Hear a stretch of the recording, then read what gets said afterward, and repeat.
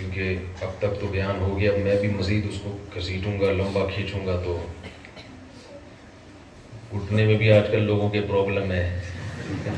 مسجد میں کرسیاں دیکھیں آپ آج کل کتنی آ رہی ہیں. تو ہر دوسرے آدمی کو ایلوویرا کھانے کی ترغیبیں دے رہا ہوں میں. لوگ آتے ہیں حضرت گھٹنے کا مسئلہ ہے. 3 شادیاں کر لیں تو مجھے پتہ نہیں کیا سمجھتے ہیں میں گھٹنے کا اسپیشلسٹ ہوں شاید. تو شادیاں کم کرتے ہیں. بیٹھنا بھی مشکل ہے میرے لیے نہیں، آپ لوگوں کے لیے. جی تو اس لیے کوشش کرتا ہوں کہ بات کو ذرا مختصر سمیٹوں.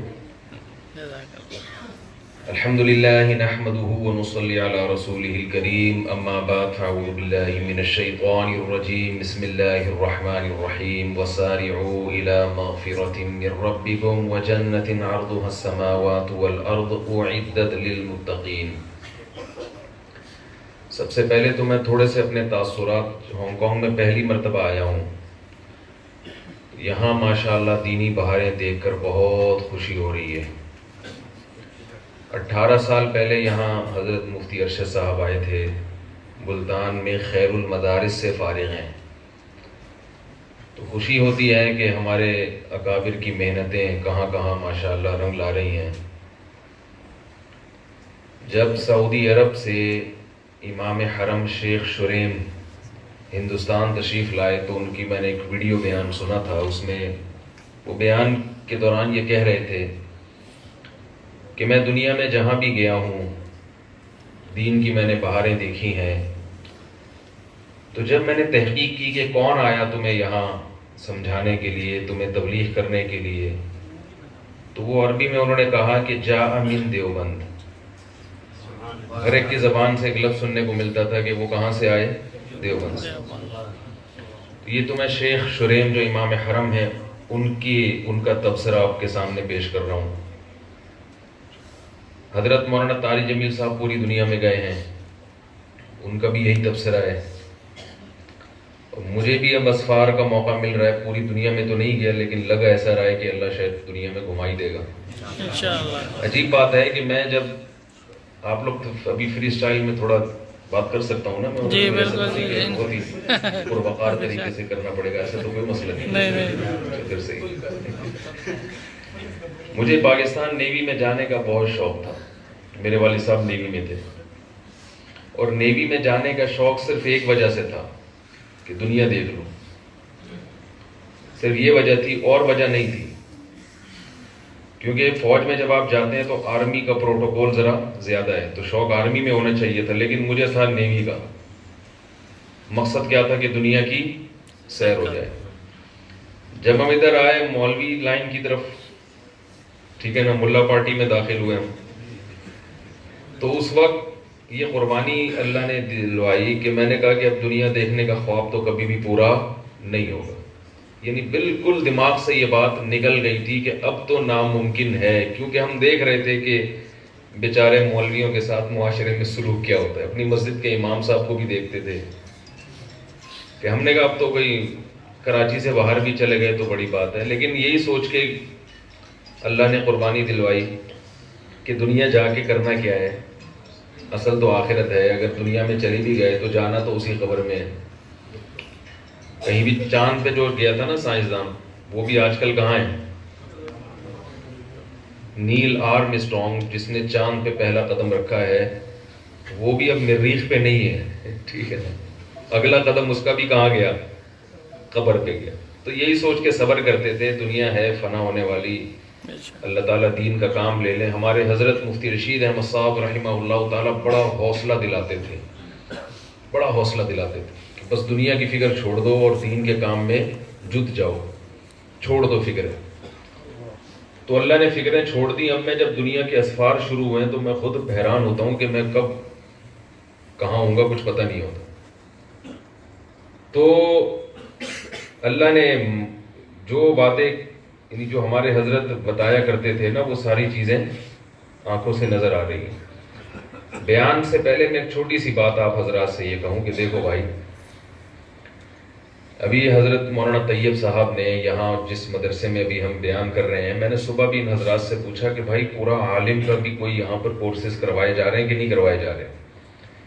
کیونکہ جس علاقے میں دینی مدرسے ہوں گے وہاں کے مقامی لوگ جب عالم بن کے فارغ ہوں گے تو وہ جس طریقے سے کام کر سکتے ہیں کوئی دوسرا نہیں کر سکتا.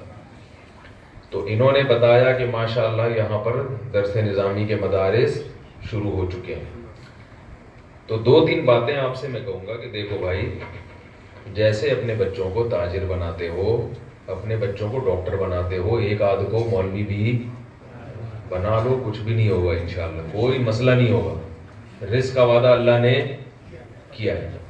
ہمیں بھی یہ ہوتا تھا پتہ نہیں کھائیں گے کہاں سے. جب مدرسے میں آئے تو سب سے ہر وقت رشتہ داروں کی طرف سے تانا. میرے سارے رشتہ دار الحمدللہ ایجوکیٹڈ ہیں، کوئی بزنس مین ہے، کوئی ڈاکٹر ہے، کزن میں ڈاکٹر بھی ہیں، فیمیل ڈاکٹرز بھی ہیں، میل ڈاکٹرز بھی ہیں، ایک آرمی میں کیپٹن بھی ہیں، کرنل بھی ہیں، سب اچھے خاندان کے الحمدللہ. یعنی اچھے سے مراد ہائی پروفائل.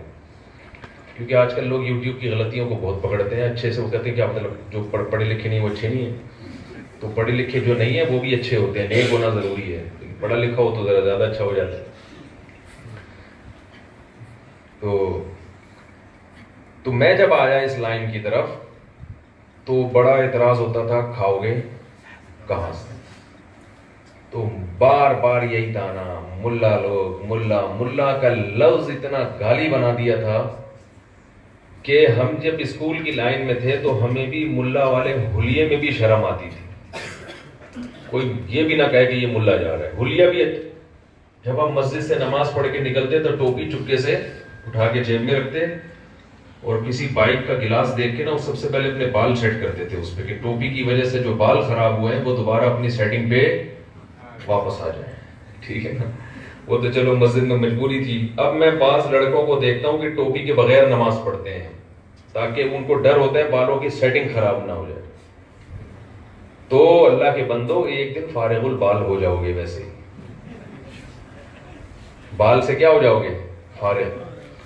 آپ لوگ تھک بھی گئے ہیں، حضرت کا بیان بھی کافی لمبا ہوا، تو ایک چٹکلا تھوڑا سا سنا دیتا ہوں. آپ کہیں گے یار ہانگ کانگ سے اتنی دور ہم نے چٹکلے کے لیے نہیں بلایا، چٹکلوں کے لیے، لیکن دین کی بات بھی آئے گی. چٹکلا اس لیے بہت تھکے تھکے ہو گئے ہیں، تھوڑا سا فریش ہو جائیں گے. ٹھیک ہے نا؟ تو ہم جب مدرسے گئے نا تو ایک تو ملا کے لفظ سے بھی ایک وحشت ہوتی تھی، اوپر سے مدرسے گئے تو انہوں نے ظلم یہ کیا کہ ٹینٹ کرانے کا حکم دے دیا. پہلے ہی ہم کالج کی لائن میں وہ ہر وقت جو ہے نا وہ کہیں گلاس نظر آتا تو بالوں کی پف بنا رہے ہیں، یہ کر رہے ہیں، وہ کر رہے ہیں. ایک تو اتنی بڑی قربانی دی کالج لائف کو چھوڑ کر، وہ عیاشیوں کو چھوڑ کر. حضرت کا مدرسہ بھی ایسا تھا 8 طلبہ تھے اس وقت ٹوٹل، کوئی بڑا مدرسہ بھی نہیں تھا. تو اس میں جانا میں سمجھتا ہوں اللہ نے قربانی لے لی، اور اوپر سے آرڈر کیا آیا کہ یہ کیا کرا دو، ٹینٹ. بڑا طبیعت پہ شاپ گزرا. گھر میں جائیں گے تو گھر والے اور مذاق اڑائیں گے، لوگ بھی، دوست احباب بھی، یار کیا بنا کے. اس لیے میں مدرسوں میں ٹینٹ کرانے کے بہت زیادہ خلاف ہوں. اور یہ جو میں نے بال رکھے تھے نا 8-10 سال زلفیں، یہ اس ٹینٹ کے احتجاج میں رکھی تھی. جیسے ہی مدرسے سے فارغ ہوئے بال چھوڑ دیے. لیکن کیونکہ گنجوں کا مذاق اڑایا تو اس کی سزا ہے کہ آج میں خود خیر وہ ٹریننگ تو میں نے کرائی، دوبارہ رکھ لیں گے بال انشاءاللہ. تو ان دنوں میں جب ہم روزانہ یعنی ہر تھوڑے دن کے بعد آرڈر آتا تھا کہ ٹینٹ کرا لو، تو ایک دن میں افسردہ بیٹھا ہوا تھا تو ایک طالب علم تھا، اس نے مجھے ایک شعر سنایا تو بڑی تسلی ہوئی. شعر اصل میں تو یوں ہے، رضینا قسمت الجباری فینا، حضرت علی کا شعر ہے رضی اللہ عنہ. لنا علم وللجہال معلوم، ہم اللہ کی تقسیم پہ راضی ہیں. قسمت الجبار، جبار یعنی اللہ نے جو تقسیم کی نا ہم اس پہ راضی ہیں.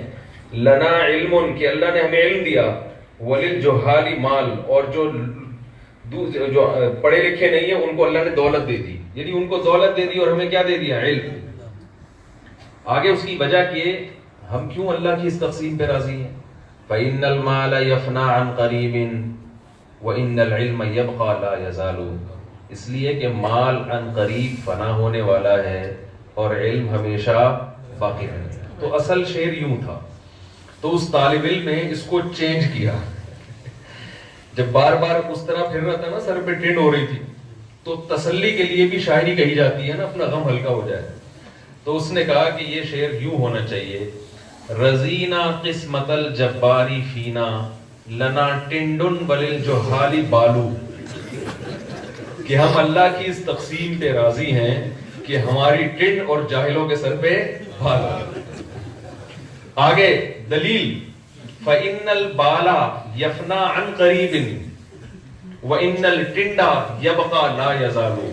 اس لیے کہ بال عن قریب ختم ہو جائیں گے اور ٹنڈ ہمیشہ باقی رہے گی. ٹنڈ ہمیشہ کیا رہے گی؟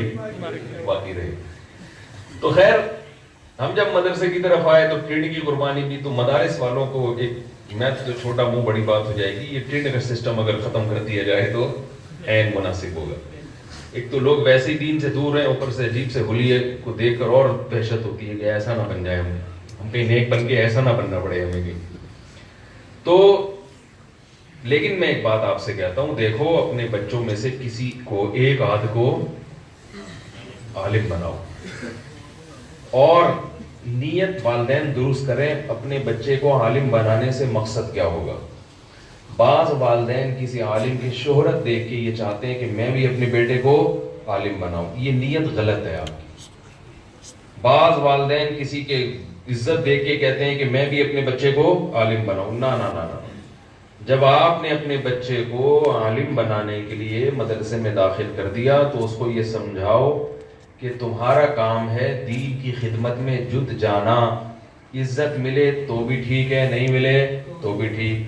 پیسہ ملے تو بھی ٹھیک، نہیں ملے تو بھی ٹھیک. دنیا میں گھومنے کا موقع ملے تو بھی ٹھیک، نہیں ملے تو بھی ٹھیک. کتنے ہمارے اکابر ایسے ہیں پوری زندگی ایک مدرسے میں ایک چٹائی پہ ایک ہی جگہ بیٹھ کر پوری عمر گزار دی انہوں نے، اور اللہ نے ان کے فیض کو پوری دنیا میں عام کر دیا. حضرت مولانا الیاس رحمۃ اللہ علیہ جو تبلیغی جماعت کے بانی تھے، وہ خود تھوڑی پوری دنیا میں گھومے تھے. وہ تو میرا خیال ہے شاید ہندوستان سے باہر بھی نہ نکلے ہوں. ایک ہی جگہ کام کیا انہوں نے پوری دنیا میں، اللہ نے ان کے فیض کو. تو نہ گھومنا پھرنا مقصد ہے، نہ دولت مقصد ہے. دولت اللہ نے قارون کو بے حساب دی تھی، شہرت اور عزت اللہ نے فرعون کو بے حساب. یہی وجہ ہے کہ آج ہم ایک چیز کو ہدف بنا لیتے ہیں دنیا کو، جب وہ ملتی نہیں ہے تو دماغ کیا ہوتا ہے؟ بولو بھائی، خراب ہونا شروع ہو جاتا ہے. ہدف بنا ہی نہیں انسان. پھر جو چیز آ رہی ہے تو پھر گریبی میں جو چیز آتی ہے اس کی خوشی ہوتی ہے، نہیں آتی تو غم نہیں ہوتا. کیا خیال ہے؟ گریبی سسٹم ہے یا ہانگ کانگ میں؟ بھائی ہوٹل میں کھانا کم. گریبی سسٹم پاکستانی جاؤ گا وہ سسٹم خود بخود آئے گا. آپ کھانا کھا رہے ہو، پلیٹ کے پیسے تو دے دیا آپ نے، اب اگر تھوڑی سی روٹی بچ گئی ہے تو آپ کہتے ہو یار تھوڑا سا اس میں گریوی دو، مل جائے ٹھیک ہے، نہیں ملے تو بھی ٹھیک ہے. تو یہ سب چیزیں گریوی ہیں. فنا ہونے والی دنیا ہے، فنا ہونے والی، اس پہ بار بار فنا کا لیبل لگا ہوا. لیکن ہم یہ دیکھتے تھے، جو میں آپ کو بھی بتا رہا ہوں، کہ دیکھو نہ دنیا، اس میں نیت ہونی چاہیے خالص مقصد دین کی دعوت. پیغمبروں سے بڑا مقام کسی کا نہیں ہوتا، لیکن ہمارے پاس پیغمبروں کا جو تذکرہ ملتا ہے قرآن میں وہ بھی بہت تھوڑے سے پیغمبر، لیکن اللہ نے پیغمبر ہزاروں بھیجے ہیں جن کا نام بھی دنیا میں کوئی نہیں جانتا. تو کیا وہ ناکام ہو گئے؟ رسول اللہ صلی اللہ علیہ وسلم نے ارشاد فرمایا کہ بعض ایسے پیغمبر بھی دنیا میں آئے ہیں جن پر ایک شخص ایمان لایا، اور بعض ایسے جن پر ایک بھی ایمان نہیں لایا اور وہ قتل کر دیے گئے، شہید کر دیے گئے، تو وہ بھی کامیاب ہو گئے. تو اللہ تعالیٰ یعنی دین کی خدمت کے لیے ایک آدھ کو کیا کر دو، بولو بھائی، وقف کر. لیکن ایک آدھ وقف کرنے کے لیے ضروری ہے کہ 10-15 ہوں. یہ بڑی مصیبت ہے. آپ کیا کہ گھما پھرا کے وہیں لے آیا. تو بھائی اس لیے لایا ہوں کہ جو رکاوٹیں ہیں پہلے وہ دور کرنی پڑیں گی نا. میں ترغیبات دیتا ہوں، میں اپنی بات آپ کو بتاؤں. پہلے تو میں یہ بتاؤں، میں جب مدرسے میں آیا نا تو میرے ساتھ ہمارے ایک دوست بھی تھے جو ہمارے رشتہ دار بھی ہیں، لیکن وہ نہیں ٹک سکے. ان کو بھی بہت عالم بننے کا شوق تھا. شاید مجھ سے زیادہ ہی تھا. مجھے تو تھا نہیں, میں آ گیا, لیکن بس ایک اللہ نے قربانی دلوائی مجھ سے. ان کو تو ذاتی شوق تھا, تو آنے کے بعد شوق الحمدللہ پیدا ہو گیا. ایسا نہیں کہ آپ یہ سمجھیں ابھی تک شوق نہیں ہے, کیونکہ آج کل میں یوٹیوب سے بہت ہی گھبرایا ہوں. ہر چیز کو ایسے نیگیٹو لے کے جاتے ہیں کہ الامان والحفیظ. تو وہ جو تھا نا کہ یہ جو پروپیگنڈا کرنے والے لوگ ہیں, اللہ ان کو ہدایت دے. تو وہ جو تھا نا, ہمارے جو دوست تھے میرے ساتھ آئے, وہ چونکہ اکلوتے تھے والدین کے, اس لیے وہ میرے ساتھ نہیں چل سکے. کیونکہ جب اکلوتے ہیں تو والدین نے کہا ایک تو ہم پہلے تیرے اوپر تیرے بارے میں توکل کریں کہ تو کہاں سے کھائے گا, پھر ہم بڑھاپے میں ہمیں کون کھلائے گا, تو وہ نہیں چل سکے. تو اسباب کی دنیا میں بہرحال یہ ایک حقیقت ہے کہ آپ کے اولاد زیادہ ہوگی, نسل آپ کی بڑھے گی, تو پھر آپ اپنی اولاد میں ہر قسم کے شعبے کو زندہ کر سکتے. ڈاکٹر بھی ہوں گے, انجینئر بھی ہوں گے, تاجر بھی ہوں گے, ہر قسم کے لوگ ہوں گے, علماء بھی ہوں گے آپ کی. اور اگر نسل ہی روک دی, ابھی آج ہم صبح جب بیٹھے ہوئے تھے نا, تو وہ اسلام کی تبلیغ کی بات ہو رہی تھی, تو میں نے کہا ایک تبلیغ کا بہت آسان طریقہ بتاتا ہوں آپ لوگوں کو. ہانگ کانگ میں تبلیغ کا, اس کا مطلب یہ نہیں کہ یہی طریقہ ہے, سب اسی پہ آ جائیں, باقی چھوڑ دیں. کہنے لگے کیا طریقہ ہے, میں نے کہا دیکھو بھائی, ہاں وہ مجھے بات وہ ہوئی تھی, یہاں کسی نے بتایا کہ یہاں ایک شخص نے کسی چائنیز لڑکی سے شادی کی. مجھے بڑی خوشی, میں نے ان کو شاباش دی. میں نے کہا آپ نے 2 کام کیے, اسلام کی 2 خدمتیں کی ہے. نمبر 1, وہ چائنا کی خاتون آپ شادی نہ کرتے تو کسی چائنیز سے کرتی, تو بچے کیا پیدا ہوتے, بدھسٹ یا غیر مسلم ہوتے. تو آپ نے کیا کیا, اس سے شادی کر کے ایک بدھسٹ کو پیدا نہیں ہونے دیا, یہ کام. دوسرا, اس کے بدلے میں 5-6 مسلمان پیدا کر دیے. اگر ایک بھی پیدا ہو جائے نا مسلمان, تو بھی یعنی یہاں سے فائدہ شروع ہوتا ہے. نمبر 1, ایک غیر مسلم کو پیدا ہونے سے روک دیا. یہ بھی بڑی بات ہے یار, چلو مسلمانوں کا ریشو بڑھا نہیں تو کم بھی نہیں ہوا. دوسرا فائدہ یہ کہ مسلم کی تعداد بڑھا دی, اور پھر مسلمانوں کے بچے زیادہ ہوتے ہیں, ان کے تو 1-2 ہوتے ہیں نا, مسلمانوں کی کیا ہوتے ہیں زیادہ. تو میں نے کہا 5-6 کی تو اللہ کی رحمت سے امید ہے کہ انشاءاللہ فیملی پلاننگ والے جتنا پروپیگنڈا کر لیں, اس کے باوجود 5-6 کی رپورٹ تو انشاءاللہ پکی ہوتی ہے مسلمانوں کے یہاں, ٹھیک ہے نا. تو میں نے کہا مجھے ایک بات بتاؤ کہ اگر آپ ویسے تبلیغ کرتے دنیا میں, تو کیا 5-6 لوگوں کو مسلمان کر سکتے ہو آپ؟ یہ کتنا ٹف کام ہے, کیونکہ غیر مسلم کو مسلمان بنانا, خاص طور پر اس کے لیے جو عالم نہ ہو, یہ کتنا مشکل کام ہے. تو بہتر نہیں ہے کہ جو غیر مسلم کو مسلمان بنانے کے بجائے اس سے زیادہ مسلمان پیدا کر دو. یہ شاید آپ اس کو غیر سنجیدگی سے لیں, مزاح سمجھیں. دنیا میں غالب وہی آئے گا جس کی نسل بڑھے گی. تو میں برما بھی جب گیا تھا نا, میں نے وہاں لوگوں سے کہا تھا تم لوگ 20% ہو, اور یہاں تم پہ, یہاں کی گورنمنٹ تو بہت اچھی ہے الحمدللہ, مسلمانوں کو فل سپورٹ کرتی ہے. بڑی خوشی ہوئی مجھے جب میں آیا صبح, تو مولانا مفتی ارشد صاحب, مولانا الیاس صاحب نے بتایا کہ باقاعدہ حکومت کی طرف سے جیلوں میں بھی وہ قیدیوں کو تبلیغ کرنے کے لیے جاتے ہیں. حکومت نے اجازت دی ہے کہ جیلوں میں جو قیدی ہیں, مولانا الیاس صاحب بیٹھے ہیں ایسے ہی ہے نا, جیلوں میں جو انہی کی دعوت پہ ہم آئے ہیں بھائی یہاں پہ, اللہ ان کو جزائے خیر دے. تو جیلوں میں جو قیدی ہیں غیر مسلم قیدی, ان کو حکومت نے انہیں پرمیشن دی ہے کہ آپ جا کے اسلام کی دعوت دے سکتے ہیں. تو میں نے کہا بھائی حکومت اتنی مہربان کہ آپ کو اسلام کی تبلیغ کی اجازت دے رہی ہے. تو انہوں نے بتایا کہ یہاں حکومت کی نظر میں اسلام کا امیج بہت اچھا ہے, مسلمانوں کا امیج بہت اچھا ہے. حکومت کا یہ خیال ہے کہ یہ جو چور ڈاکو جیلوں کے اندر پڑے ہوئے ہیں, ان کو جب دعوت دی جائے گی, تو اسلام چونکہ اچھائی کی تبلیغ کرتا ہے, تو قانون کی سختی سے بھی کچھ کام چلاؤ اور کچھ ترغیبات سے بھی کام. جب یہ رہا ہو کر آئیں گے, اگر یہ مسلمان ہوں گے تو ملک کے لیے خیر خواہ ثابت ہوں گے, قانون کو فالو کرنے والے ہوں گے, سچ بولنے والے ہوں گے.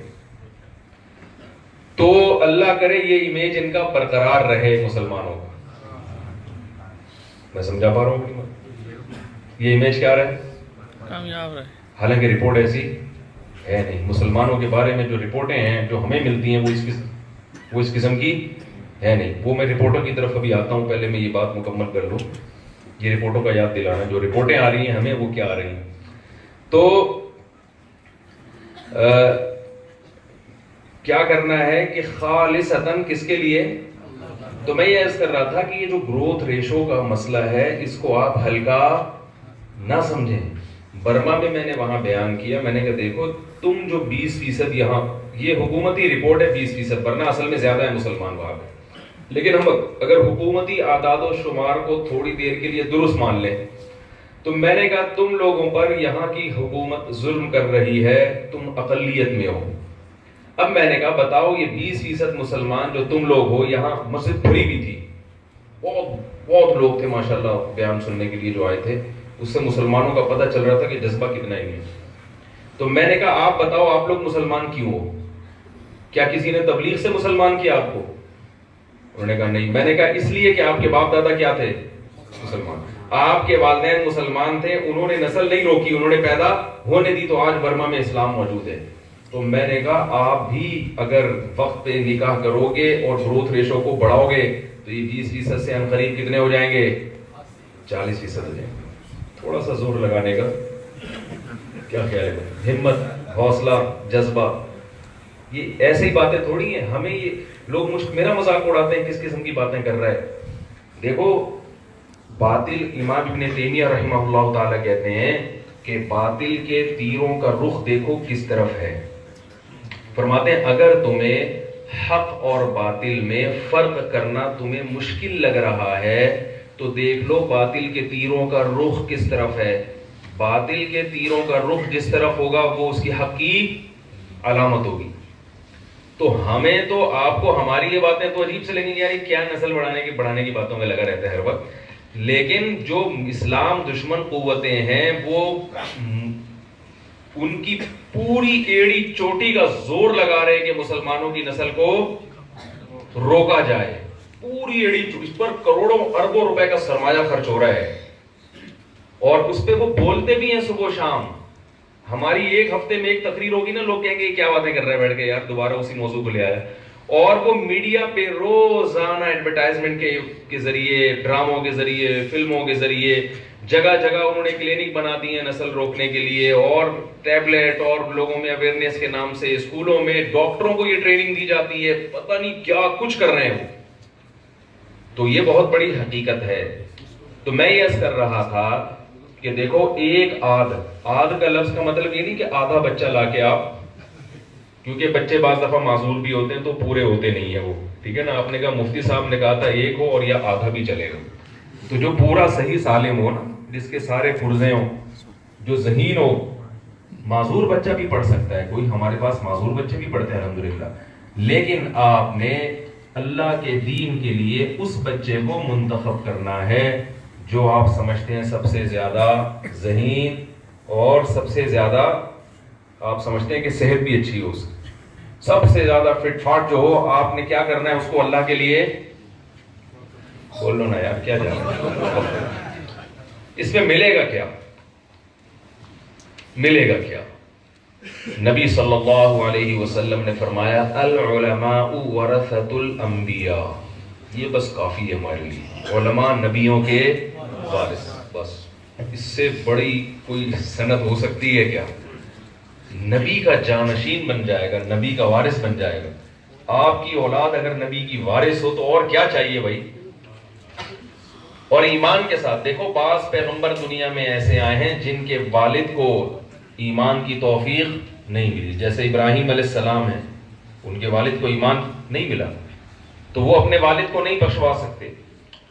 اسی لیے انہوں نے پورا زور لگایا, اللہ سے مانگا کسی طرح ان کو ایمان, ایک دفعہ کلمہ پڑھ لیں, لیکن نہیں نصیب ہوا. کیوں؟ وہ کلمے کی اہمیت جانتے تھے کہ میں مغفرت کی دعا کر کے بخشوا سکتا ہوں اگر یہ کلمہ پڑھ لیں.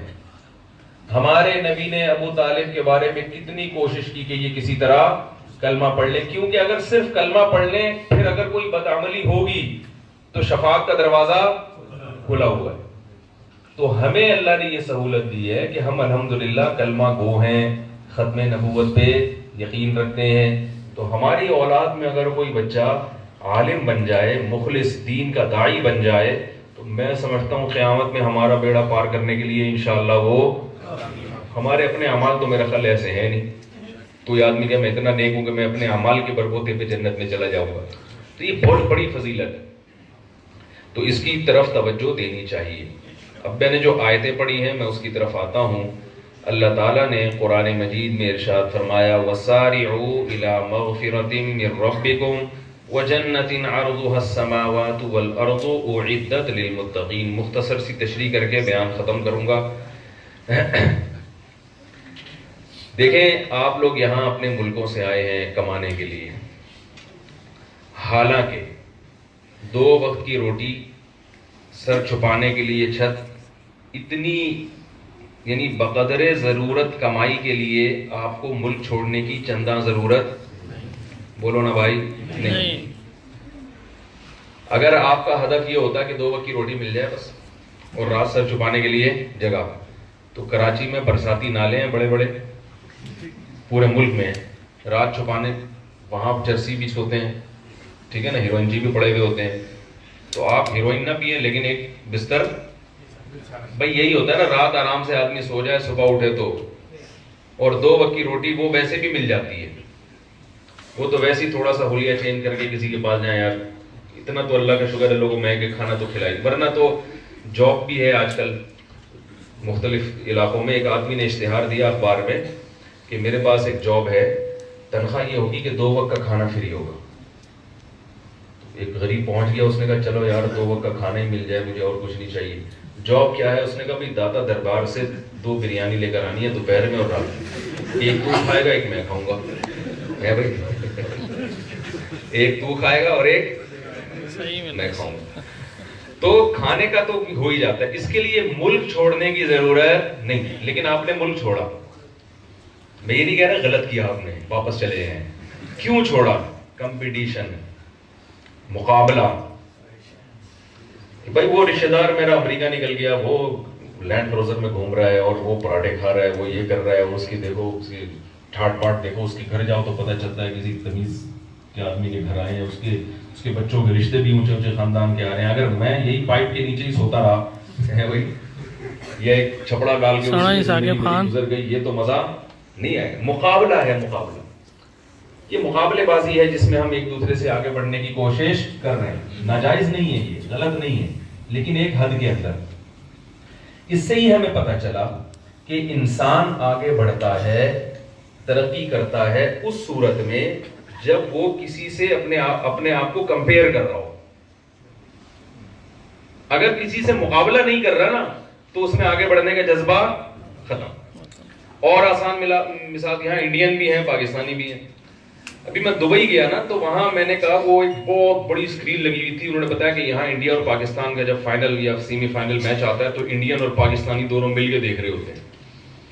اور کہا کہ دبئی کا سب سے بڑا یعنی رش جو ہے نا اس وقت ہوتا ہے جب انڈیا اور پاکستان کا میچ آتا ہے, کیونکہ وہ انڈین اور پاکستانی دونوں پہنچ جاتے ہیں اور وہ بڑا جوش و خروش سے دیکھا جاتا ہے.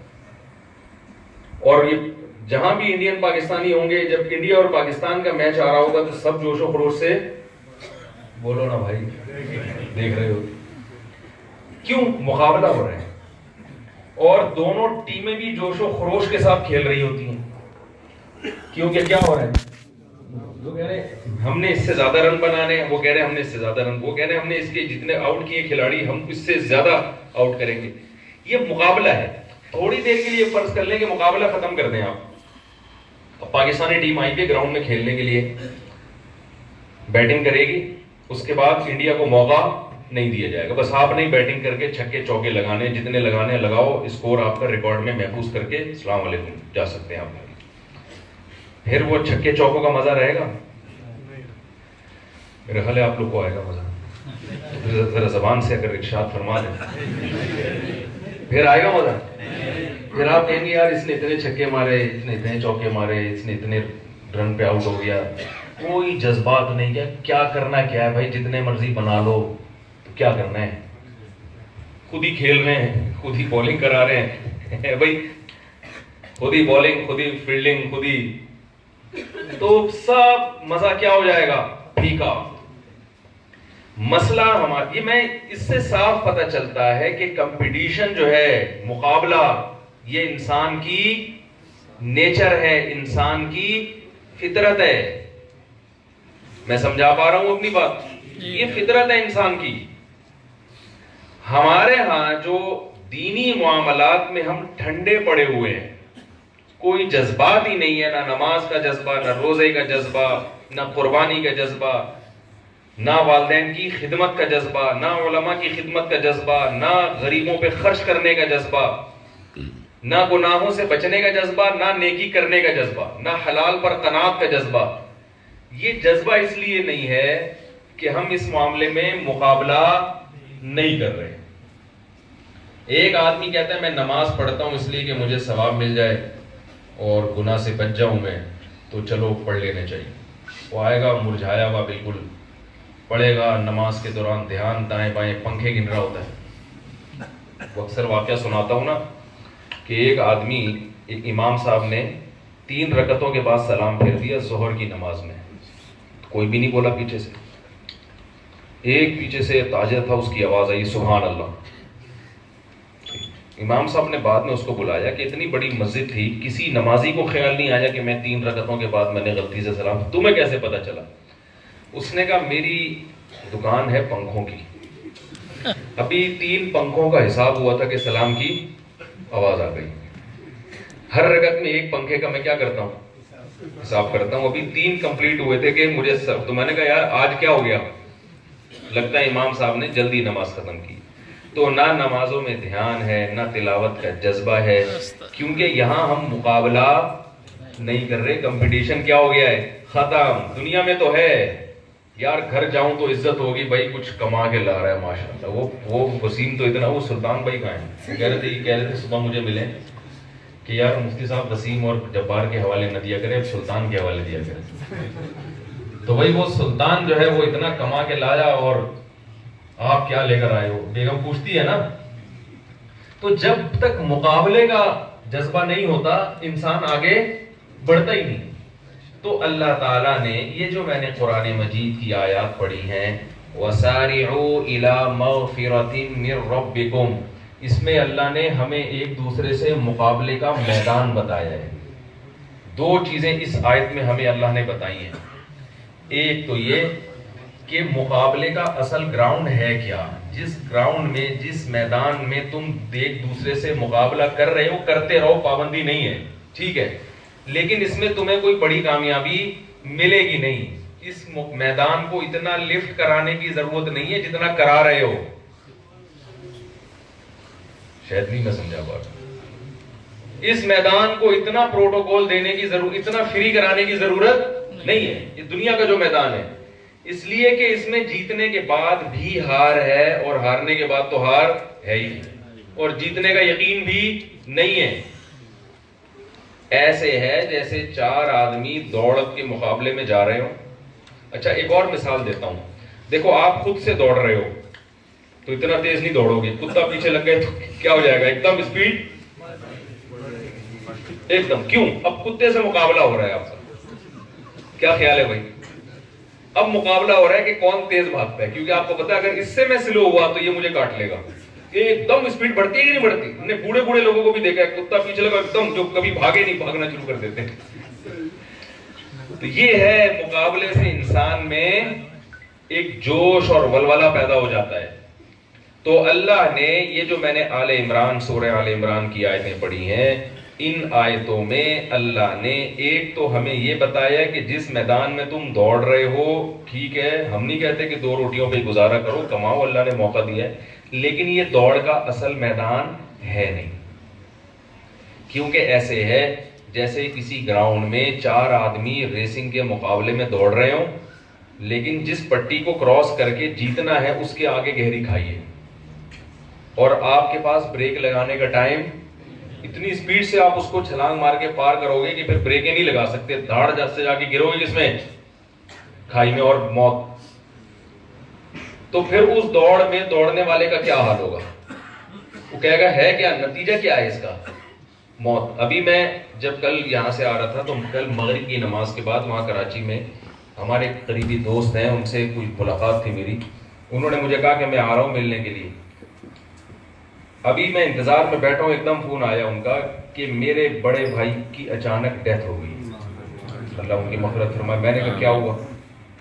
کہہ رہے کہ یار وہ گھر بنا رہے تھے اور کہیں تار تھی, ننگی تار بجلی کی, اس پہ ہاتھ لگا اور آن دا اسپاٹ ان کی ڈیتھ ہو گئی. جوان آدمی, اللہ ان کی مغفرت فرمائے, لواحقین کو صبر کی توفیق دے. تو میں نے ایک چیز سوچی, دیکھو کوئی آدمی جب گھر بناتا ہے نا تو یہ دنیا کا, یہ اپنے یوں سمجھے کہ جو دنیا میں ہماری محنت ہم کرتے ہیں نا, اس کا سب سے بڑا ویژن کیا ہوتا ہے کہ اپنا ذاتی گھر ہونا چاہیے. یعنی آپ کما رہے ہیں, کہیں بھی دنیا میں جا رہے ہیں, تو آخری ہدف کیا ہوتا ہے کہ یار میں اتنا کما لوں کہ میرا ذاتی خوبصورت بڑا گھر ہو. اور یہ ہر ایک کو نصیب بھی نہیں ہوتا, یعنی اتنا ترقی ہر آدمی کر بھی نہیں پاتا. تو میں نے کہا دیکھو اس نے, اللہ اس کی مغفرت کرے, محنت کی ہوگی ساری زندگی, یہ خواب سوچا ہوگا میں اتنا کماؤں گا اتنا, کیونکہ کراچی میں اب گھر بنانا آسان کام نہیں ہے. تو اور گھر خریدا نہیں ہے, بنا رہا ہے وہ. خریدنا میں آپ کی اپنی مرضی نہیں ہوتی, بنانے میں تو آپ بڑی محبت سے اپنے حساب سے بناتے ہو. اس کے لیے پیسہ بھی زیادہ چاہیے بھئی, آپ کا نقشہ آپ کے حساب سے ہوگا, محنت بھی چاہیے, ٹینشن بھی چاہیے, ٹھیکیداروں میں جھگڑے بڑے اور پتہ نہیں کیا کیا. تو بنانا تو بڑی محنت سے بناتا ہے نا انسان کے, یار اپنے ہاتھوں سے. پھر لوگوں کو بتاتے بھی یار یہ میں نے اپنے ہاتھوں سے خریدا نہیں, اپنے ہاتھوں سے بنایا ہے. تو وہ گھر خرید نہیں رہے تھے, بلکہ کیا کر رہے تھے, بنا رہے تھے.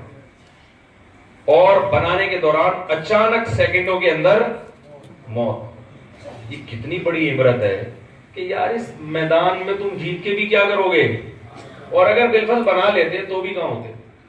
ہمارے باپ داداؤں نے بھی تو گھر بنائے تھے نا, ختم, وہ دنیا سے چلے گئے.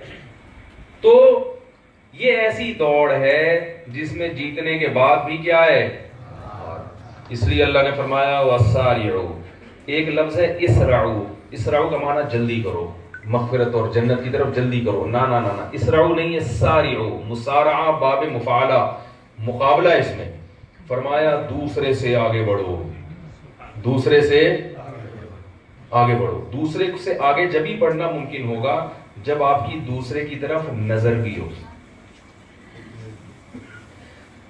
بہت مشکل ہے بھائی, کیا کریں. دیکھو دوسرے سے آگے بڑھنا جب یہ پتا چلے گا نا کہ دوسرے کا پتا تو ہو کہ وہ کہاں ہے. پتہ ہی نہ ہو تو آپ کو کیا پتا, آپ جتنے بھی تیز بھاگ رہے ہو آپ کو کیا پتا میں اس سے آگے ہوں یا پیچھے. اگلے سے آگے نکلنے کے لیے تو پتا ہونا چاہیے نا کہ اگلا ہے کہاں.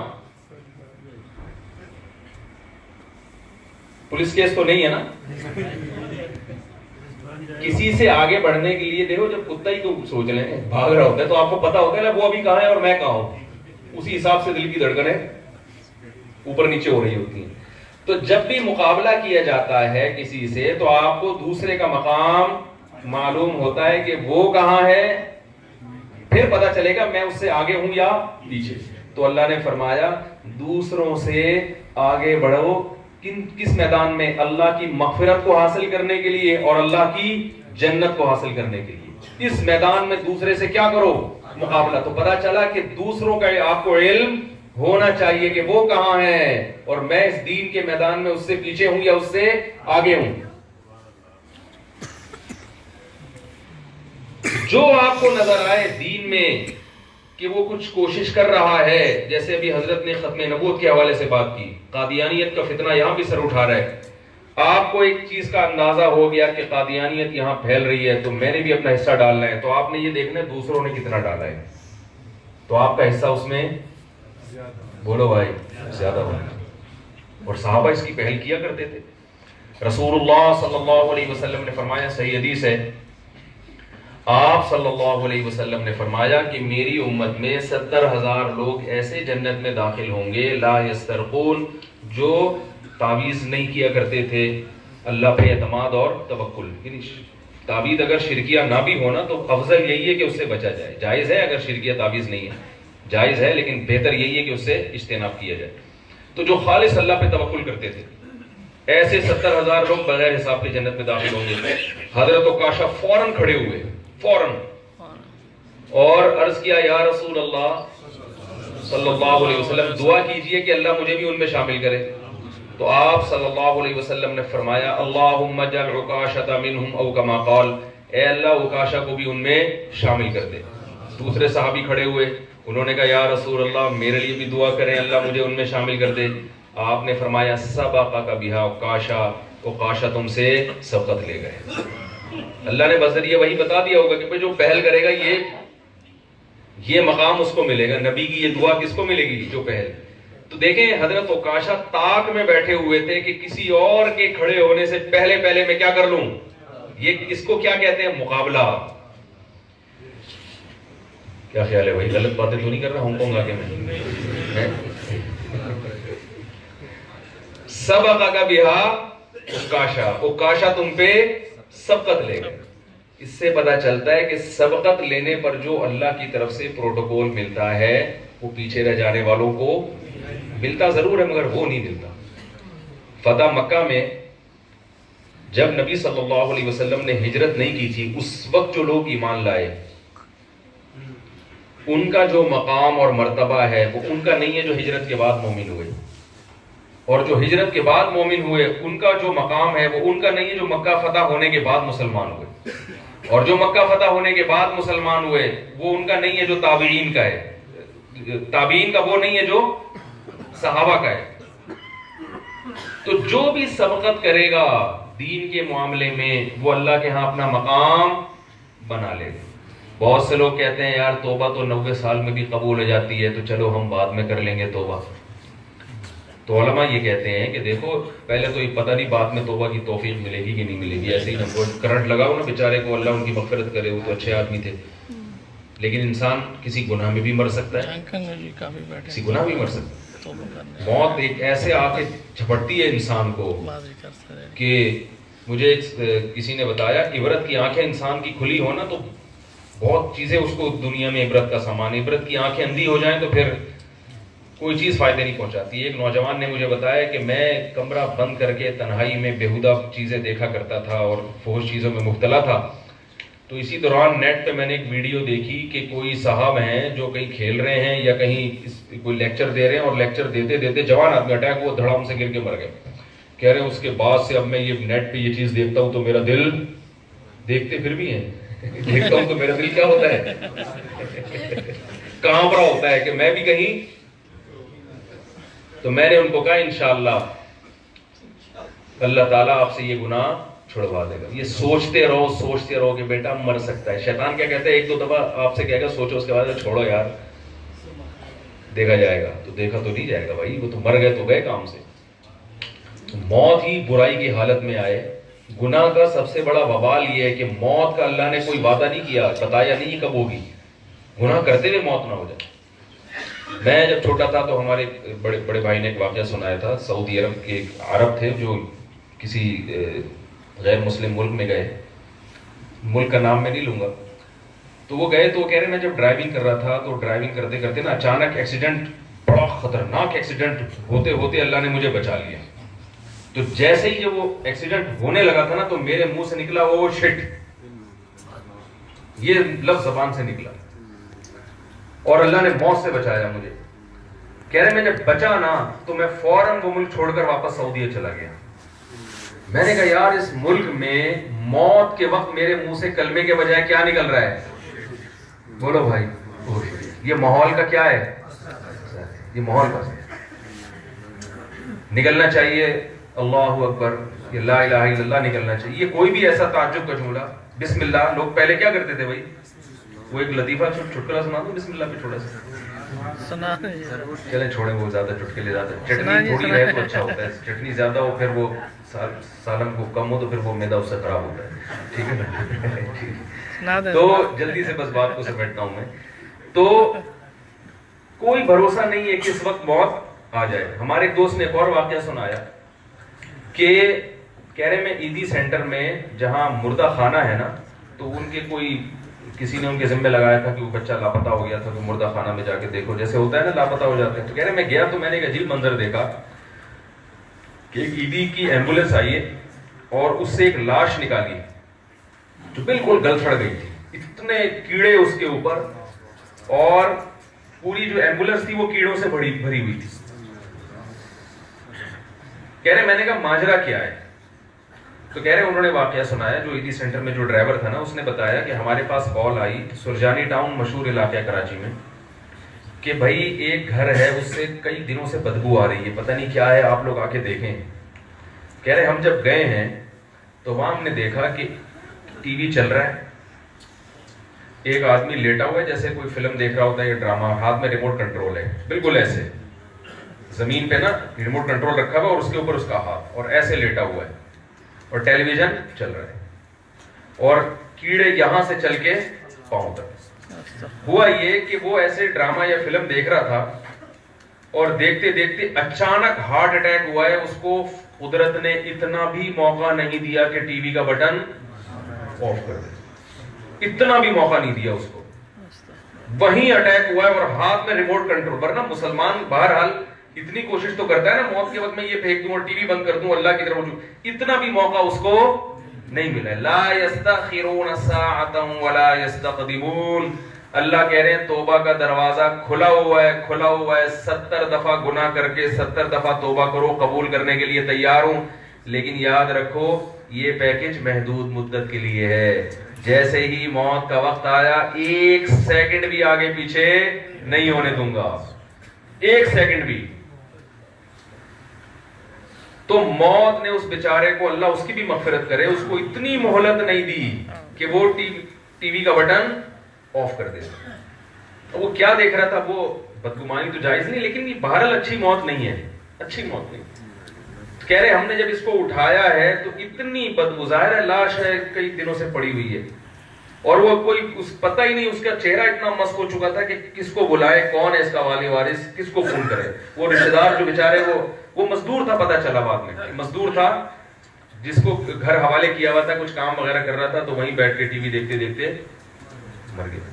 تو ایسے موت کا جھٹکا انسان کو پکڑتا ہے، اس لیے اللہ نے فرمایا کہ یہ جو دوڑ جس میں تم ایک دوسرے سے آگے بڑھ رہے ہو، اس میں جیتنے کے بعد بھی ہار ہے اور ہارنے کے بعد بھی ہار ہے۔ اس دوڑ کو آخرت کی دوڑ بنا لیں، اس دوڑ کو کیا کر لیں بھائی، یہ عجیب بات کیسے؟ ایک تو اللہ نے ہمیں میدان بتایا کہ دوڑنے کا میدان ہے کیا، مغفرت اور جنت، اس میں آگے بڑھو۔ اب مغفرت اور جنت کی طرف جب ہم آگے بڑھیں گے تو سوال پیدا ہوتا ہے پھر یہ کام تو ہمیں چھوڑنا پڑے گا جو ہم کر رہے ہیں، کیا خیال ہے بھائی؟ اب یہاں ماشاءاللہ بڑی خوشی ہوتی ہے جب میں مسلمانوں کو دیکھتا ہوں کہ پی ایچ ڈی ڈاکٹر بھی ہیں، کوئی چائنا سے پڑھ کر آیا ہے، کوئی یو ایس اے سے پڑھ کر آیا ہے، تو پڑھا لکھا مسلمان جب دیکھتے ہیں تو جو مسلمان کی اگر ترقی ہوگی تو کس کی ترقی ہوگی؟ اسلام کی ہوگی نا۔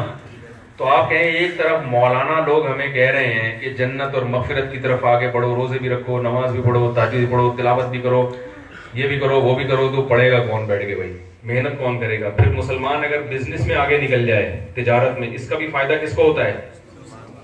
بولتے کیوں نہیں بھائی؟ اسلام کو ہوتا ہے۔ یہ دینی مدارس جو چل رہے ہیں یہ تو تاجروں کی تعاون سے چل رہے ہیں نا، جہاں بھی دنیا میں دینی مدارس ہیں، مسلمان تاجر ہیں جو دینی مدارس سے تعاون، ختم نبوت کی تحریکیں جو چل رہی ہیں کہاں سے چل رہی ہیں؟ فنڈ کہاں سے آتا ہے؟ اسرائیل تھوڑی دے گا فنڈ، جو تاجر ہے مسلمان تاجر دے گا نا۔ اور جتنے کام ہیں غرباء اور مساکین کی کفالت اور یہ سب چیزیں تو مسلمان ہی تاجر ہی کر رہے ہیں۔ اسلام پہ خرچ کون کرے گا؟ مسلمان تاجر کرے گا۔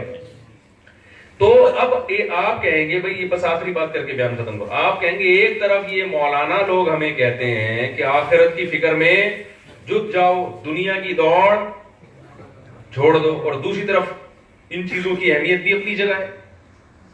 اپنی یہ جو ابھی حضرت واقعہ سنا رہے تھے حضرت مفتی تقی عثمانی صاحب دامت برکاتہ کے حوالے سے ہمارے شیخ کا، کہ فلکیات پہ اتنے ماہر تھے، تو ہمارے شیخ نے فلکیات کسی اسکول کی کتاب میں نہیں پڑھی، مسلمان سائنسدانوں کی کتابیں پڑھی ہیں۔ کیونکہ آج کل ایتھیسٹ لوگ یہ بھی الزام لگاتے ہیں کہ اسلام اور مسلمان سائنسی ترقی میں، یعنی اسلام آپ کو ترقی سے کیا کرتا ہے؟ روکتا ہے۔ جتنے غیر یعنی جتنے بڑے بڑے سائنسدان ہیں ان میں کوئی بھی مسلمان نہیں ہے۔ اب ہے ایسے، جب اسلام دنیا میں آیا تھا تو سائنس کی بنیادیں کس نے رکھی تھیں؟ مسلمانوں نے۔ اس سے پہلے تو دنیا یہ گوروں نے اعتراف کیا ہے۔ میں نے اس پر ایک یوٹیوب پہ آپ کو پورا انگریزوں کے حوالوں کے ساتھ ایک بیان مل جائے گا میرا، جس میں انگریزوں نے اعتراف کیا ہے کہ اگر اسلام دنیا میں نہ آتا اور مسلمان سائنسدان پیدا نہ ہوتے تو جو ترقی آج ہے، آج سے 500 سال کے بعد اس مقام پہ پہنچتے ہم۔ یہ دھکا لگایا مسلمانوں نے. دیکھو گاڑی کو, جو پرانی سڑی ہوئی گاڑی ہوتی ہے نا, اس کو اسٹارٹ کرنا دھکا لگا کے یہ مشکل ہوتا ہے, 5ویں گیئر میں ڈالنا مشکل نہیں ہوتا. تو جب رسول اللہ صلی اللہ علیہ وسلم دنیا میں جب تک نہیں آئے تھے, انسانیت کی مثال پرانی سڑی ہوئی گاڑی کی طرح تھی, ہر چیز خراب اس کی. توہمات کی دنیا میں لوگ تھے, مذہبی رہنماؤں نے عجیب عجیب توہمات میں لوگوں کو ڈالا ہوا تھا, دیوتاؤں میں اور پتہ نہیں فضول چیزوں میں اور کچھ جادو ٹونوں میں اور بہت عجیب عجیب چکروں میں ڈالا ہوا تھا. تو یہ تو اسلام دنیا میں آیا ہے تو اس نے عقل اور دانش کے استعمال کرنے کا حکم دیا اور فضول توہم پرستی سے لوگوں کو باہر نکالا.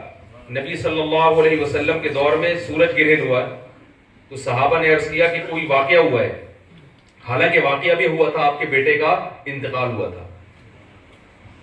تو جو اس وقت اگر کوئی جھوٹا نبی ہوتا یا جھوٹا رہبر ہوتا وہ فوراً کہہ دیتا دیکھو میں بہت بڑی شخصیت ہوں, میرا بیٹا آج دنیا سے گیا تو اللہ نے سورج سے روشنی چھین لی, اس کا مطلب وہ اور توہم پرستی میں ڈال دیتا نا.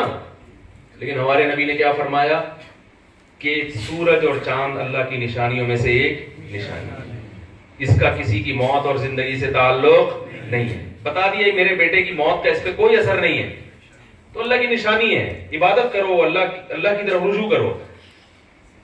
تو اسلام نے ایسی باتیں کی جو جن کی کوئی لاجک بنتی ہے, اور ان لاجیکل باتیں جو لوگ کیا کرتے تھے ان سے اسلام نے کیا کر دیا, یہ گوروں نے اعتراف کیا ہے, میں نہیں کہہ رہا, یہ گوروں نے اعتراف کیا ہے. پھر اسلام ان کو توہم پرستی سے نکال کے جب لایا ہے تو پھر سائنس کی بنیادیں بھی رکھی گئی ہیں. خود نبی صلی اللہ علیہ وسلم کی سیرت اگر آپ دیکھیں گے تو آپ کو اس میں لاجک ہی لاجک ملے گی, ہر چیز میں. جنگی تدبیروں میں لاجک سے کام لیا گیا ہے, معجزات کی اور کرامات اس کی تو چند مثالیں ہمارے سامنے ہیں. معجزات کہ اللہ کی طرف سے مدد آئی, ایک معجزہ ہو گیا. زیادہ تر کام تو آپ صلی اللہ علیہ وسلم کے کون سے ہیں, وہ تمام کام ہیں جن کو آپ نے تدبر سے سوچ سمجھ کے, تبھی تو اللہ نے آپ کو اتنا دنیا میں غلبہ عطا کیا. لیکن آج مسلمان جو روحانی پیشوا ہیں نا, جو روحانی سے میری مراد جو جعلی قسم کے لوگ ہیں, ان کے چکروں میں پڑھ کر ہر کام مسلمان کا ایسا ہوگا جس کی کوئی لاجک, بولو بھائی بنتی پھینکتا رہے گا بیٹھ تو یوٹیوب پہ ایک نیا آ کے پھینکے گا لمبی کوئی پگڑی پہن کے داڑھی رکھ کے, وہ دوسرا کوئی نہیں پھینک کے چلا جائے گا. کوئی ایسی بات ہی نہیں کرتے جس کی کوئی لوگ. تو اس چیز نے مسلمان کو مذہب سے دوری نے ترقی سے روکا ہے, مذہب پہ چلنے نے نہیں ترقی سے روکا. تو خیر جلدی سے بات سمیٹوں میں, تو کیا کہہ رہا تھا میں, لاجک کی بات میں نہیں, یہ بات آئی کہاں سے, یہ بڑا مسئلہ ہو گیا. سگنل جو ہے نا وہ دائیں بائیں چلے, دائیں سے بائیں نکلتا ہوں میں, ادھر سے ادھر. فلکیات کی بات تو میں کر رہا تھا. حضرت مفتی رشید احمد صاحب رحمہ اللہ نے سارے مسلمان سائنسدانوں کی کتابیں پڑھی تھی. تو میں یہ عرض کر رہا تھا کہ اسلام نے ہی سائنس کی بنیاد رکھی ہے. اسلام سے پہلے توہم پرستی تھی, پھر مسلمانوں کے ساتھ ظلم ہوا, زیادتی ہوئی, چور لٹیرے ہم پر مسلط کیے گئے. اب ہم پہ پڑھ ہی نہیں سکتے, ہم سے ہماری زبان چھین لی گئی ہے. کوئی قوم دوسری زبان سیکھتے سیکھتے عرصہ لگائے گی, پھر جا کے پڑھے گی. وہ دنیا کی ہر قوم اپنی زبان میں پڑھتی ہے, اور ہمیں اپنی زبان میں پڑھنے کی اجازت نہیں. ہم پہلے کئی سال لگا کے دوسری زبان سیکھیں گے, اس میں آدھے لوگ تو ویسے ہی ناکام ہو کے وہ پڑھنے کا خیال ہی دل سے نکالتے ہیں. اور جو سیکھتے ہیں وہ رٹافیکیشن, وہ رٹے لگا کے نا, rain is the blessing of God but it is a source of trouble for the people of Karachi. ہم نے بھی انٹر میں یاد کیے تھے, یہ انٹر پارٹ 2 میں انگلش میں نے چیپٹر یاد کیا تھا, rain is the blessing of God but it is a source of trouble for the people of Karachi. یہ جملہ مجھے اس کا مطلب نہیں پتا تھا, اب سمجھ میں آتا ہے. اتنی اچھی تھوڑی انگلش ہو گئی ہے کہ رین از اے بلیسنگ, اللہ کی رحمت ہے, لیکن کراچی والوں کے لیے سورس آف ٹربل ہے یہ, ٹھیک ہے نا. تو رٹے لگا کے کیا ہو رہا ہے, امتحان دیے جا رہے ہیں. اور کراچی کا جو سلیبس تھا, اب کا مجھے نہیں پتا, ہمارے دور میں رٹا لگانے والا بھی بڑا قابل تھا, کیونکہ رٹے کی بھی ضرورت نہیں تھی. کیونکہ جب ہم ایگزام کے لیے بیٹھتے تھے, مجھے یاد ہے سیکنڈ ایئر کا جب میں امتحان دے رہا تھا تو ایگزامینر خود طلبہ کو کتابیں تقسیم کر رہے تھے کہ آپ یہ لکھیں اور حل کریں. اور میرے پاس آیا کہ 50 روپے ہیں. میں نے کہا کیوں, کہہ رہے کتاب لا کے دوں گا آپ کو, یہ آپ مجھے 50 دیتے. میں نے کہا بھائی تو فری میں بھی دے گا تو میں کتاب, بولو بھائی نہیں, کیونکہ ہمارے ابا نے ہمیں بتایا ہوا تھا کہ یہ حرام ہے, ناجائز ہے, نقل کرنا گناہ ہوتا ہے. تو ہم نے کہا نہیں کی نقل. میں نے اسی وجہ سے ایک پیپر چھوڑ دیا, سیکنڈ ایئر کا ایک پیپر میں نے چھوڑ دیا کہ نمبر کم آ رہے ہیں تو سپلیمنٹری میں دوں گا, زیادہ اچھے نمبر آ جائے. وہ جو چھوڑا تو اب تک دیے, اس لیے میں میٹرک پاس کہلاتا ہوں میں انٹر.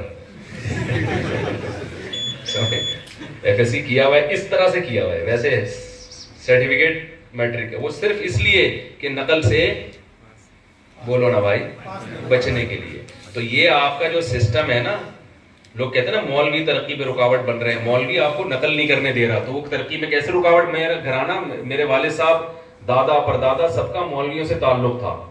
ابھی میں بات کر رہا تھا نا کہ ایک جگہ بیٹھ کے کتنے لوگوں نے دین کی خدمت کی. اللہ تعالیٰ ہمارے دادا کی مغفرت کرے. سنسار پور میں محمد شفیع خان, آپ ابھی بھی پتہ کر سکتے ہیں, ایک جگہ ایک مدرسے میں 60 سال انہوں نے پڑھایا ہے. 60 ایئرس ایک مدرسے میں, 60 سال. اللہ نے ان سے الحمدللہ دین کا کام لیا ہے. تو یہ جو ہے کیا کہہ رہا تھا یار میں, یہ میرا حافظہ کمزور نہیں ہے, 10 طرف میرا دماغ بیان کے دوران چل رہا ہوتا ہے, مختلف قسم کے سگنل آ رہے ہوتے ہیں. تو وہ جو ہے نا پھر وہ سب آپس میں کیا ہو جاتے ہیں, وہ مکس ہو جاتے ہیں سگنل. حافظہ کمزور ہوتا تو میں 4 مہینے میں قرآن نہیں حفظ کرتا. الحمدللہ میں نے بہت جلدی قرآن حفظ کیا, لیکن یہ سگنل میرے دائیں بائیں سب طرف جا رہے ہوتے ہیں. تو ہاں, تو میں یہ کہہ رہا تھا, دیکھو ہم چونکہ تھوڑا سا دینی گھرانہ تھا تو نقل پر کو کیا سمجھتے تھے, برا. تو پتہ یہ چلا کہ میرے بھائی اسلام آپ کو ترقی سے نہیں روکتا, آپ کو نقل سے روکے گا تو مجبوراً محنت کرنی پڑے گی نا. تو اسی وجہ سے تو ہم نے وہ پیپر نہیں دیا کہ یار محنت کر کے زیادہ اچھے نمبر لیں گے. تو وہ پھر آگے اس لائن میں تو ہم چھوڑ دیا وہ, ٹھیک ہے نا, کہ اب چھوڑو یار کیا کرنا ہے. لیکن وہ چھوڑنا نہیں چاہیے تھا. انسان کے پاس دونوں تعلیمات ہوں تو زیادہ اچھا. ابا کہتے تھے کہ بیٹا چھوڑو نہیں, کر لو, یہ بھی کر لو وہ بھی کر لو. ہم نے کہا نہیں بس ادھر ہی آ گئے ہم. تو ابا کی بات مانی نہیں, کر لیتے تو اچھا ہوتا, نہیں بھی کرتے تو بھی ٹھیک ہے. ہانگ کانگ تو پہنچ ہی گئے نا بغیر کرنے. تو یہ بھی دماغ سے نکالنا ہے, یہ اسلام کا قصور نہیں ہے, نہ یہ علماء کا قصور ہے. علماء نے آپ کو نقل ہی نہیں سکھائی ہے, علماء نے آپ کو محنت کی ترغیب دی ہے, وہ تو نقل سے روکتے ہیں آپ کو. اور وہاں تو کراچی کا جو سلیبس جو نظام تعلیم تھا, نقل باقاعدہ آرڈر پہ کروائی جا رہی ہے. کہاں سے سائنسدان پیدا ہوں گے؟ یہ مولوی لوگ کر رہے تھے. یہ ایگزامینیشن میں کوئی مولوی بیٹھا ہوا تھا جو کہہ رہا تھا کہ ان کو نہ پڑھنے دو. تو یہ ایتھیسٹ لوگ یا مذہب مخالف لوگ ہر جرم کس کے کندھوں پہ ڈال دیتے ہیں, اسلام کے اور مولویوں کے. یہ ترقی میں رکاوٹ ہیں, یہ یوں کر رہے ہیں, سب جھوٹ ہے, پروپیگنڈا ہے. آپ کا اپنا سسٹم صحیح نہیں ہے, آپ میں آخرت کا خوف ہی نہیں ہے. جب خوف ہی نہیں ہوگا آخرت کا تو 2 نمبریاں ہوں گی, دبا کے ہوں گے 2 نمبریاں, پھر جیسے کہ ہو بھی رہی ہیں. تو اپنے بچوں کو اچھی تعلیم دینا, تجارت کی طرف لانا, یہ اس سے اسلام روکتا نہیں ہے. تو اب دونوں میں تضاد ہے. ایک طرف ہم کہہ رہے ہیں کہ آخرت کی طرف جاؤ, ایک طرف ہم کہہ رہے ہیں کہ اس کی بھی ضرورت ہے. تو اس کا امام شافعی رحمہ اللہ تعالیٰ نے اپنے شعر میں بڑا زبردست جواب دیا. امام شافعی رحمہ اللہ تعالیٰ فرماتے ہیں, ان للہ عبادا فطنا طلقوا الدنيا وخافوا الفتنا نظروا اليها فلما علموا انها ليست لحي وطنا جعلوها لجة واتخذوا صالح الاعمال فيها سفنا. فرمایا اللہ کے کچھ نیک بندے ایسے ہیں جن کو پتہ چلا اس دنیا میں پڑھو گے تو فتنہ ہوگا, دنیا میں پڑھو گے تو کیا ہوگا, فتنہ ہوگا. تو انہوں نے کیا کیا, اس دنیا کو مسخر کر لیا, چھوڑا نہیں. طلق الدنیا کا مطلب ظاہری طور پہ چھوڑا, حقیقت میں چھوڑا نہیں. جعلوها لجتن, انہوں نے اسی دنیا کو لجہ یعنی موج بنا لیا. دیکھو سمندر خطرناک چیز ہے, موت ہے سمندر, لیکن وہی سمندر پہ آپ کشتی لا کے رکھیں اور اسی سمندر سے کام لیں تو وہی سمندر آپ کی حیات اور زندگی کا سبب. تو انہوں نے کہا اس دنیا کو اس طرح سے چھوڑو کہ جنگلوں میں نکل جاؤ, یہ نہیں, بلکہ اسی دنیا کو آخرت کا ذریعہ بنا لو. اسی دنیا کی پشت پہ سوار ہو کر آخرت. کیسے؟ جتنے کام ہم کر رہے ہیں ان میں اپنی نیتوں کو درست کر لیں کہ یہ سب کچھ ہم اللہ کے لیے, اسلام کے لیے کر رہے ہیں. اپنے بیوی بچوں کو کھلانے کا بھی اللہ نے ثواب رکھا, اور ہم ترقی کریں گے تو اسلام ترقی کرے گا. تو اگر یہ سوچ پیدا کر لی جائے تو پھر اس میں ہار کا آپشن ختم. کیسے سمجھائے بھائی؟ پھر ہار کا آپشن کیا ہو گیا؟ کیونکہ جب آپ نے آخرت کے لیے, اگر آپ پی ایچ ڈی کر رہے ہیں اس کا مقصد بھی آخرت ہے, تو اگر ہو گئے ٹھیک ہے, نہیں ہوا تو ثواب غریبی میں, کیونکہ اعمال کا مدار کس پر ہے؟ اللہ کے ہاں شمار کس میں ہوگا کہ بھائی اس آدمی نے اس لیے اس چیز کو ہدف بنایا تھا, اس کی نیت اچھی تھی, اس نے یہ چیز حاصل کی ہو تو بھی ملے گی, نہیں کی ہو تو. نیت ایک ایسی چیز ہے جس سے الٹے عمل کا بھی ثواب ملتا ہے. تبلیغ والے ایک مثال دیتے ہیں کہ بھائی مسجد کے باہر کسی نے کونٹا لگایا کہ بھائی کوئی آئے گا تو اپنا جانور باندھ لے گا, دوسرے نے آ کے اٹھا دیا کہ کہیں ٹھوکر نہ لگ جائے, ثواب دونوں کو برابر, حالانکہ ایک کھونٹا لگا رہا ہے دوسرا کھونٹا اٹھا رہا ہے. تو اللہ دلوں کے حالات جانتے ہیں, اپنی نیت درست کر لیں.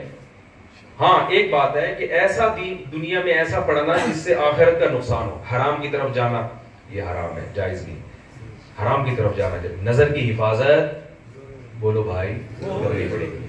دھوکہ دے کے مال فروخت کرنا حرام ہے. آپ کسی ادارے میں جاب کر رہے ہیں تو آپ کو پابندی سے ٹائم پہ جانا پڑے گا, ٹائم سے آنا پڑے گا, وہاں ذمہ داری سے کام نبھانا پڑے گا. تو یہ جو ہانگ کانگ کی حکومت کے مسلمانوں کے بارے میں, مخصوص قسم کے مسلمانوں کے بارے میں اتنے اچھے جذبات ہیں, ان جذبات کی لاج آپ کو رکھنی پڑے گی. لیکن دوسرے قسم کے بھی مسلمان ہیں, کیونکہ جب یہاں کا ویزا نہیں مل رہا تھا ہانگ کانگ کا نا, بڑی مشکل ہو رہی تھی. انہوں نے بتایا کہ بہت مشکل ہے پاکستانیوں کے لیے. پھر مفتی ارشد صاحب نے کوشش کی تو مل گیا. تو میں جب یہاں آیا تو میں نے کہا یہ ویزا کیوں نہیں دے رہے تھے؟ انہوں نے کہا کہ مسلمانوں کا امیج بہت کیا ہو گیا ہے. میں نے کہا امیج اچھا بھی ہو رہا ہے, امیج کیا ہو رہا ہے؟ تو انہوں نے کہا کہ الحمدللہ علماء کا امیج ابھی تک اچھا ہے, لہذا کوئی علماء کی طرف سے اپلیکیشن جائے تو ویزا مل جاتا ہے, عام لوگوں کو پاکستانیوں کا ویزا نہیں ملتا. کیوں؟ تو کیوں کا جواب ان سے میں نے نہیں پوچھا. کیوں کا جواب مجھے اس لیے معلوم ہے کہ میرے پاس ہانگ کانگ سے بھی کالز آتی ہیں اور رپورٹیں ملتی رہتی. کئی خواتین کی کال آئی ہیں کہ ہمارے میاں کرتے ورتے کچھ بھی نہیں ہے, حکومت سے بیٹھ کے وظیفہ کھاتے ہیں. میں نے کہا یار اتنی اچھی حکومت فری پھوکٹ میں تنخواہ دے رہی ہے, واہ بھائی واہ. تو انہوں نے کہا وہ اس لیے کہ انہوں نے اپنے آپ کو مظلوم شو کیا ہوا ہے کہ ہم لٹے پٹے آئے تھے, جاب نہیں مل رہی, یہ نہیں ہو رہا, حالانکہ ایسی کہانی ہے نہیں. تو میں ان سے کہتا ہوں کہ آپ کے شوہر کی ارننگ حلال ہے؟ بولو نا بھائی, حرام ہے. تو منہ سے بول لینا بھائی, یہ ارننگ جائز ہے کیا؟ بیٹھے کس قدر بڑا دھوکہ ہے. بیٹھے ایک تو بھیک مانگنا, اور وہ بھی غیر مسلم ریاست سے, یہ تو اور برا ہے. اور بھکاری پن بھی چلو سچی مچی کا بھکاری ہو تو بھی اچھا نہیں ہے. بھکاری تو اچھا نہ ہونا ہی اچھا ہے. غیرت مند آدمی کو ضرورت بھی ہو تو نہیں ہاتھ پھیلاتا وہ, اور جھوٹ بول کے. اور اس سے مسلمانوں کا امیج کتنا خراب ہو رہا ہے. ایک طرف قرآن کی آیتیں آپ دیکھو, نبی نے فرمایا, فلاں صحابی نے پوچھا یا رسول اللہ فلاں گناہ ہو سکتا ہے مسلمان سے؟ فرمایا ہاں کبھی شیطان غالب آ جائے. فلاں ہو سکتا ہے, ہاں شیطان غالب آ جائے. فرمایا کہ جھوٹ بول سکتا ہے مسلمان؟ فرمایا نہیں. زبان میں 2 نمبری مسلمان نہیں کر سکتا. تو بھائی یہ حالات بھی ہیں. تو یہ بہت برا امیج جا رہا ہے مسلمانوں کا. یہ ہمارے نبی صلی اللہ علیہ وسلم کی تعلیمات نہیں ہیں. تو آپ کو اس ملک میں ایسا رہنا پڑے گا کہ یہاں کی گورنمنٹ چاہے کہ یہاں زیادہ تر مسلمان آ کر آباد ہوں, کہ یہ لوگ قانون کو فالو بھی کرتے ہیں اور بڑی تمیز سے چلنے والے لوگ ہیں. ایسا امیج نہیں بنانا کہ کل یہ یہاں علماء کے آنے پر بھی پابندی, مسلمانوں پر بھی, ہر قسم کے مسلمانوں پر کیا لگا دیں. ایسا امیج نہیں بنانا آپ نے. اور پابندی لگنے سے ہمیں یا کسی عالم کی صحت پہ کوئی اثر نہیں پڑتا. مسئلہ آپ کے ساتھ ہوگا قیامت کے دن. اللہ پوچھے گا کہ تمہیں تو میں نے ختم نبوت, جب نبی آخری نبی ہیں تو انبیاء کی دعوت اب کس کے ذمے ہے؟ مسلمانوں کے ذمے ہے نا. تو ہر مسلمان داعی بھی ہے. تو اگر وہ ایسی برائی کر رہا ہے جس سے امیج خراب ہو رہا ہے تو وہ صرف اپنی ذات سے بدگمان نہیں کر رہا, وہ لوگوں کو اسلام میں آنے سے روک رہا ہے. اور میں ایسے لوگوں کو بھی جانتا ہوں, غیر مسلم مسلمان ہوئے, کسی مسلمان تاجر سے ٹاکرا ہوا اور اس نے ایسی 2 نمبری دکھائی ہے کہ وہ اسلام کی کو پھر دین سے واپس لوٹ گئے. تو اللہ تعالی ہمیں ہماری حفاظت فرمائے اور شریعت پر ہمیں 100% چلنے کی توفیق عطا فرمائے. حضرت سے میں درخواست کروں گا, حضرت